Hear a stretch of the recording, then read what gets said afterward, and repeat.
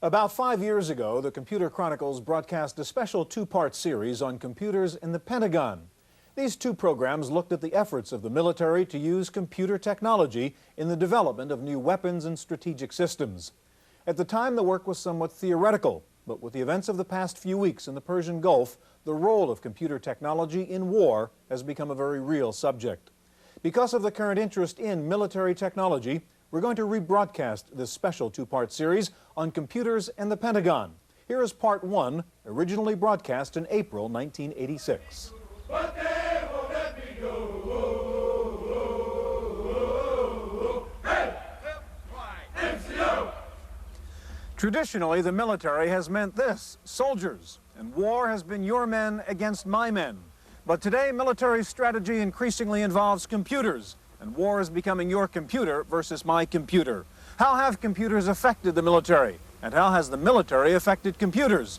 We'll get answers to those questions today as we begin a special two-part look at computers and the Pentagon on this edition of the Computer Chronicles.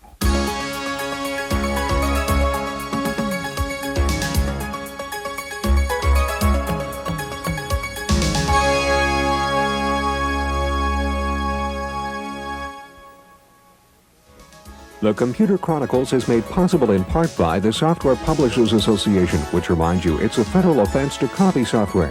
The SPA provides information on how to stay software legal. Funding is also provided by PC Connection and Mac Connection, and by Byte Magazine and Bix.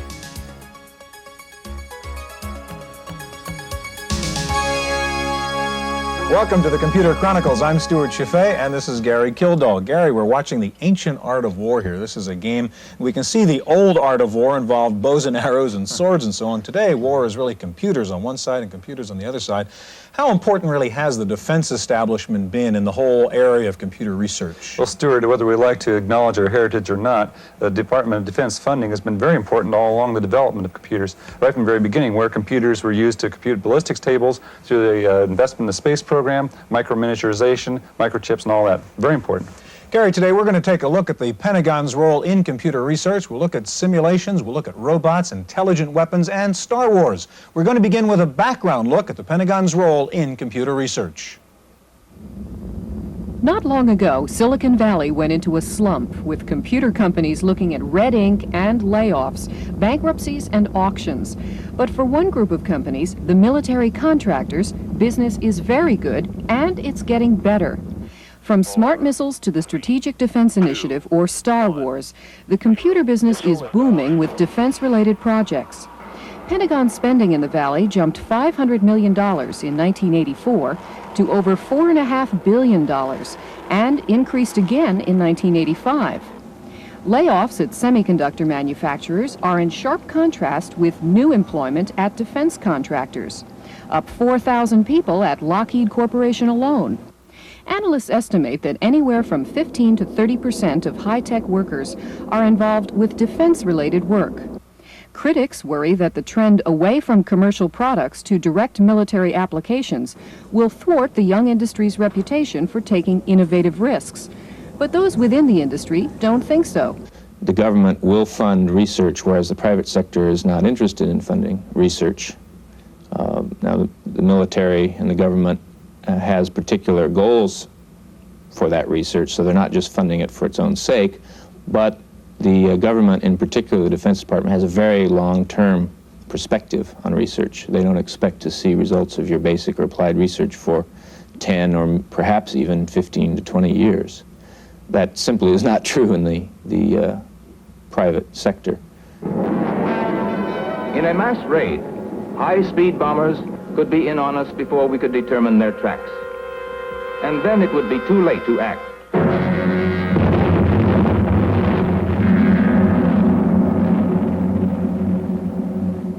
We cannot afford to take that chance. It is to meet this threat that the Air Force has been developing SAGE. The Pentagon's long reach into high-tech is nothing new, as this film from the 1950s demonstrates. SAGE was a computer system built to track aerial intruders for the North American Air Defense Command. It was built at a time when military projects occupied 60 to 70% of the high-tech workforce. Even the earliest mainframes were designed for military purposes. The ENIAC, shown in this 1946 film clip, has a place in history as the first general-purpose electronic computer. It was also funded by the U.S. Army to calculate shell trajectories and to produce artillery firing tables for wartime use, even if it did take 2 days of programming for a 20-second calculation. In the United States, much of the advanced research in computer technology is paid for and directed by military agencies. The Defense Advanced Research Projects Agency, or DARPA, funds research in the outer realm of technology. DARPA is credited with developing the building blocks of modern computers, from microcircuitry to the mouse. Critics of Pentagon-funded research voice concerns about the way projects are financed and the danger of relying too heavily on military funding. Unlike the lean startup that relies on venture capital, military contractors are guaranteed a profit called cost-plus financing. And still unanswered is how the push for military computers will affect our standing in the international race for computer supremacy.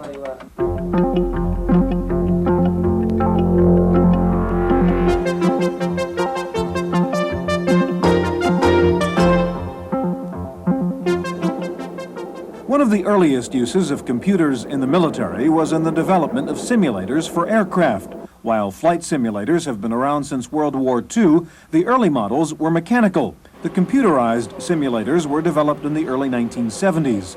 Today's simulators include extremely sophisticated graphics displays and give the instructor almost complete control over the student pilot's environment. One of the leading companies in computerized flight simulation is Singer Link. The Link simulators have been developed for military aircraft like the B-52 bomber, the C-130 transport, F-16 and F-111 fighters, and the Huey and Cobra helicopters. At Indiantown Gap, Pennsylvania, a Singer Link simulator is being used to train pilots on the Huey or UH-1 helicopter.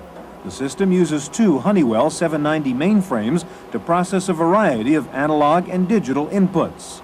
We feed analog input information through the A-to-D converter into the 790s, where it's distributed by cockpits. It's shuffled to number 2 790, which performs the equation of motion calculations, given back to number 1, and outputted to the hydraulic cylinders, the cyclic, the pedals, the instruments. So control movements from inputs that change with time, like the cyclic, the pedals, or throttle position, are analog inputs. We have digital inputs from any switches, switches for DIs, switches for the radios, are all digital information input to the computer. The challenge for the computer, of course, is to make the simulation realistic, and that means enough computational speed to update the displays in a meaningful way. There's two types of inputs to the computer, DIs and AIs. There's two types of outputs, AOs, which vary with time, and DOs, which are either a logic on or off. Every one of those is updated in the computer 16 times a second. So we have an I/O update rate of 15.625 milliseconds, or every 1/64th of a second. It does one mode of the interface. Okay? So all switches, lights, instruments, and inputs are updated every 1/16th of a second.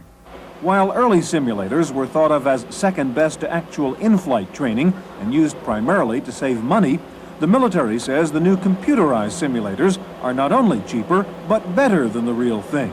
Virtually everything you can do in the airplane, you can actually do in the simulator. It does represent flying in the clouds. We do not have any visual capability on this simulator. However, one of the added benefits that we have is the introduction of emergency procedures. We can actually input 108 different malfunctions into the computer, and it will show up in the cockpit. These are malfunctions that would normally be catastrophic in the airplane and could not be practiced. We have had at least 2 recorded saves up to now where individuals have practiced some of the emergency procedures in the simulator, have learned them to a very high degree, and have subsequently had the same emergency in the aircraft. And they attribute their saving the aircraft and, of course, the people's lives in the aircraft with their actual simulated training. The newest generation of computerized simulators feature sophisticated displays that not only give the pilot detailed visual feedback, but also simulate the use of the plane's weapons systems. One of the first applications is on the Army's Cobra attack helicopter. That system, since it's so advanced in technology, will have a visual display, and all the weapon systems on the aircraft can be operated. The benefit to this is the weapon systems are so expensive to operate, and ammunition is so expensive, and the limited areas that we can actually train in are so far away that they will be able to fire the weapon systems and to stay proficient in the weapon systems by using this. As I mentioned before, very rarely does a Cobra aviator get a chance to fire the TOW missile because of the cost and because of how big a range area you need. Well, here in the simulator, he can fire TOW missiles virtually all day long. These computerized simulators are designed to train men to operate sophisticated military equipment. But in just a minute, we'll take a look at military robots that don't need any men at all.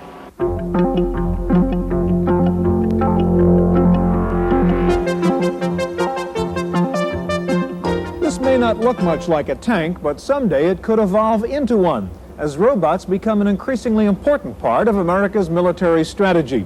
This is Terragator, an ALV, or autonomous land vehicle. It's being developed here at Carnegie Mellon University in Pittsburgh.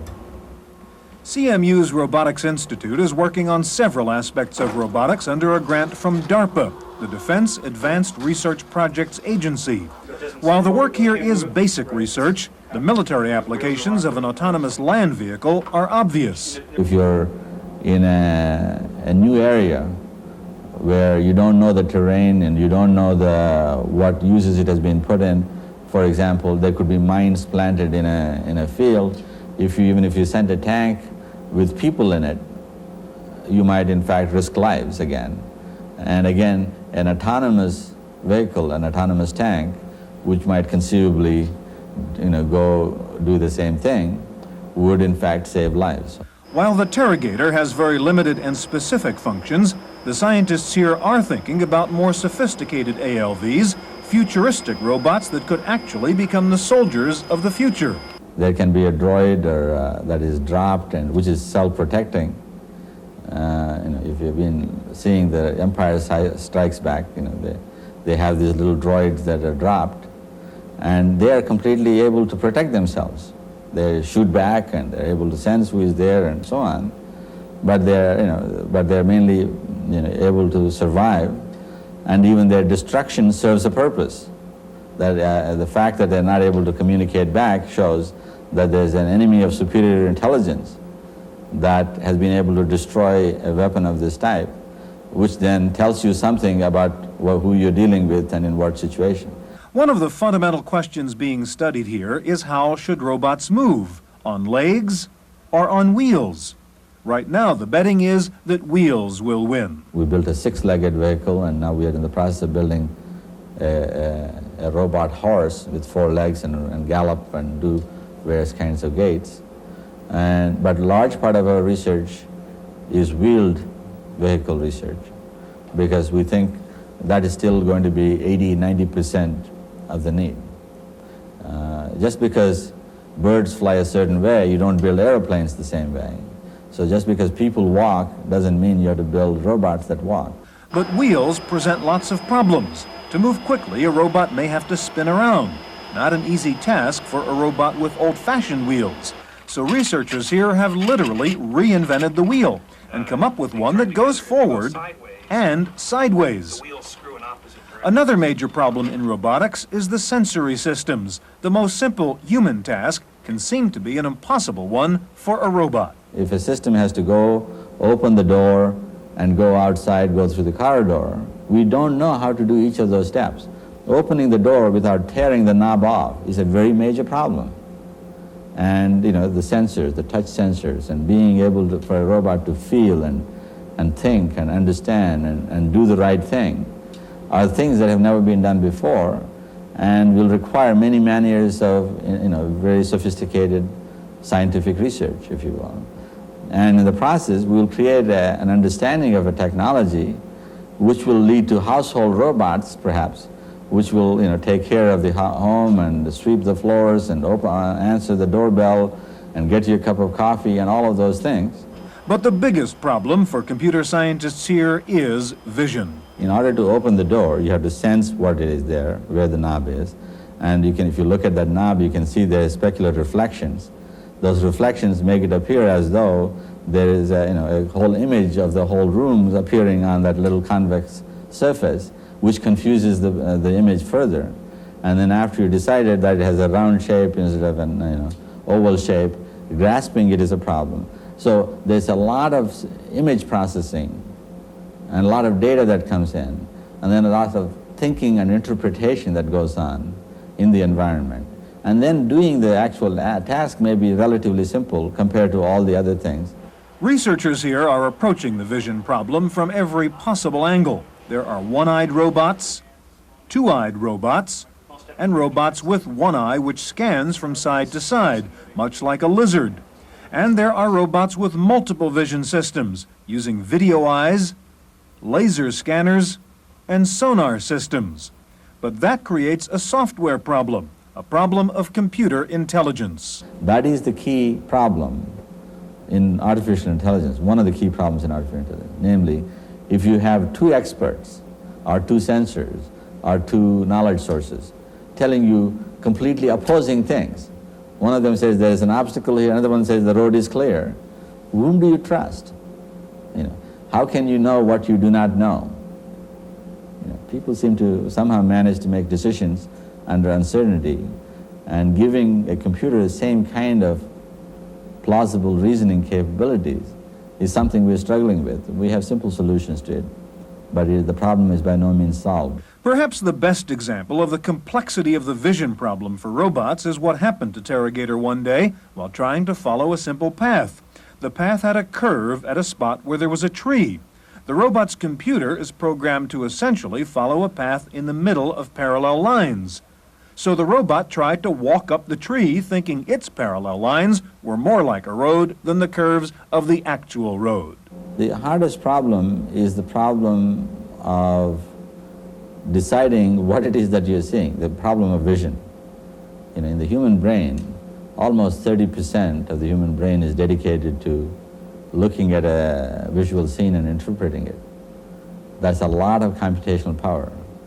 And we still don't understand how to do it very well. And we have been working at it for now 20 years. And I expect we'll work at it for 20 more years.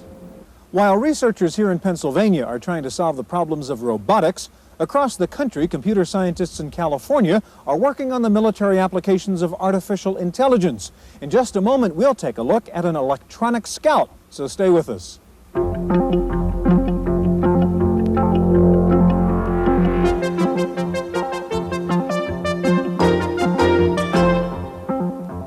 At Advanced Decision Systems in Mountain View, California, artificial intelligence takes the form of a tactical expert system that can assess threats, plan, and advise with the help of a knowledge base. A prototype system for a pilot's assistant is particularly exemplary of the sorts of applications that we feel are important for the military, and also why they require so much research and such a long lead time compared with commercial products. What we're talking about is a system to help a pilot, say a fighter pilot, and the system that we've built has multiple expert systems in it. They operate in a distributed, near real-time environment, so each expert system is receiving information. That information flows through the system in the form of intermediate requests and decisions, and eventually some of those decisions pop out to the pilot. This prototype pilot's assistant is an onboard advisor, complete with synthetic speech and graphics displays. Data flows between the situation assessor, monitoring the aircraft and potential threats, the pilot's interface, and the planning module, which will advise the pilot on the best course of action. In this simulation, the aircraft is following a valley along which are SAM missile sites. If the pilot requests a preview, the system's area map locates and displays newly detected missile sites along the plane's flight path. The planner charts a new route and recommends an attack. The pilot agrees to the plan, but the situation changes when an enemy helicopter is detected. The flight path is again changed. Then a missile launch is detected. The plane is hit. The System Health module receives sensor data and makes a damage report to the pilot. The planner advises a new battle strategy based on the remaining capabilities of the damaged aircraft. The pilot's assistant is an example of a wide range of similar expert systems for air, ground, and sea warfare, being sponsored by the DARPA Strategic Computing Program. Strategic computing will require a tremendous leap in the practical use of artificial intelligence. I believe that military applications, especially military applications of artificial intelligence software, are the most challenging applications anywhere. The real-time aspects of handling sensor data are a growing problem. The United States and its technology base has produced us lots of very good sensors of various types, and these sensors produce mounds, hundreds of gigabytes of information, and there are no humans around that can sit down and actually look through all that information. So we have to find a way to boil that information down to its essence and provide that to a field commander or to a decision maker in Washington. For the battlefield commander, effective decision-making means a well-informed, fast response to the challenge of judging the quality and risks of surrounding terrain and the best path for men and equipment. AI systems can help with these challenges, sifting through masses of information selectively and quickly. ADS is working on a battlefield commander's assistant featuring a multi-attribute display that operates like an intelligent geography database. The system can display a background and identify its natural and man-made attributes, from forests and grasslands to agriculture, cities, and towns. The operator can then add layer upon layer of selective features, rivers, roads, bridges, and other potential obstacles. But the BCA is more than electronic cartography. If the user picks a region and denotes a vehicle type, the system can determine the maximum speed through that area. And from various points on the map, the program will display line-of-sight information from those spots, painting out areas which can and cannot be seen from the vantage point, areas which could hide enemy units. Defining the best path through a battlefield is perhaps the most critical of BCA's talents. Ultimately, the reasoning powers of the system will help field commanders to plot the safest route through a battleground based on physical obstacles and by determining the most likely locations for an enemy attack.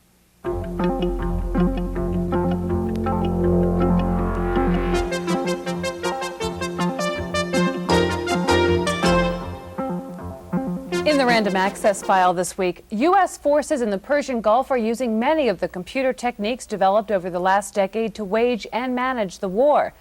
But in addition to the more spectacular systems like battle management AI, U.S. troops are also using basic microcomputer products to support the military effort. Apple says Macintosh computers are being used for battle mapping and sending electronic messages from command posts to troops in the field. The Mac portable computer is on board Air National Guard helicopters, whose mission it is to evacuate wounded soldiers in a ground battle. All types of desktop computers are being used to analyze intelligence photographs, develop maps, and chart battle plans. A company called Rugged Digital Systems has made a business out of modifying standard computer systems to enable them to withstand the harsh desert war environment. Litton Applied Technology is providing the Air Force with the black boxes that warn pilots they have been detected by enemy radar.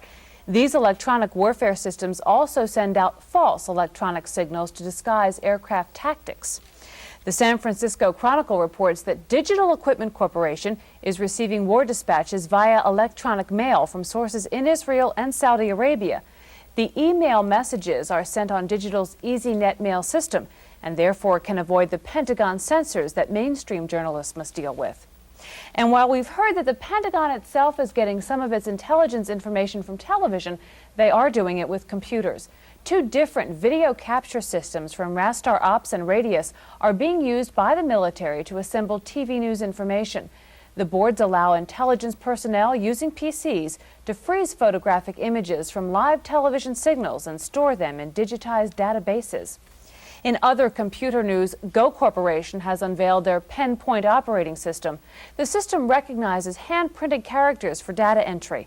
IBM, Grid, and NCR all have begun designing pen-based computers using PenPoint as an input device. The first pen-based systems won't be available, though, until the end of this year. Taking a look at this week's top 10 software titles for the Macintosh, Mac Connection reports that Macintax is in the #1 spot, followed by After Dark. In third place is Sam, and Quicken for the Mac is fourth. And in fifth place is Disk Doubler. Rounding out the top 10 are Adobe Type Manager, Correct Grammar, Mac Utilities, Microsoft's Word, and SimEarth. And finally, Lotus Development Corporation has pulled its new CD-ROM product called Marketplace off the shelf. The product provided users with names, addresses, and marketing information on some 120 million consumers and 7 million businesses in the United States. Lotus was flooded with letters and electronic mail requests from people who wanted their names removed from the Marketplace database. Lotus said the simplest solution was to just pull the product off the market. And that's it for this week's Computer Chronicles. Next week, we'll have part 2 of our special series on computers in the Pentagon. Next week's program looks at the Navy's Aegis electronic warfare system and the new battle management software being used by the Air Force. And we'll also look at the SDI research that led to anti-missile weapons like the Patriot. I'm Kate McGargy. The Computer Chronicles is made possible in part by the Software Publishers Association, which reminds you it's a federal offense to copy software. The SBA provides information on how to stay software legal. Funding is also provided by PC Connection and Mac Connection, and by Byte Magazine and Bix. For a transcript of this week's Computer Chronicles, send $4 to PTV Publications, Post Office Box 701, Kent, Ohio 44240. Please indicate program date.